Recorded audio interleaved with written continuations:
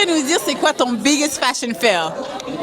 Wow! Bonjour femme, ici Cindy. Avec B.O.B aujourd'hui, on est au Bal Africana organisé par le Centre culturel afro-canadien de Montréal. L'événement est organisé pour ramasser des fonds pour rendre la culture plus accessible pour les jeunes issus des quartiers défavorisés.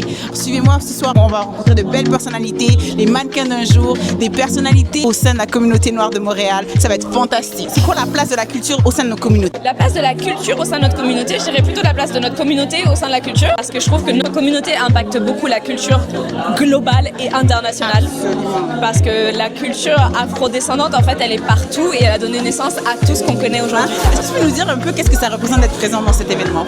Oh my God, out le stress de tout ça. Je suis vraiment contente d'être là, de redonner l'art et la culture pour les jeunes défavorisés, ça me parle. Donc c'est sûr que ça me fait plaisir d'être là. C'est quoi le vêtement qui te fait sentir le plus en confiance? Genre, si tu dois close un deal, c'est quoi que tu dois porter? Un grand boubou, comme au Sénégal, comme on aime faire chez nous.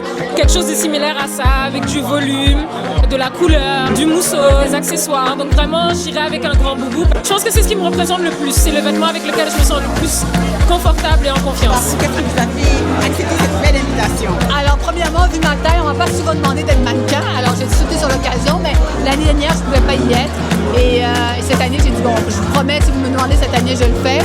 Et je le fais avec ma fille, le bébé de la famille, Sophia, qui défile avec moi ce soir.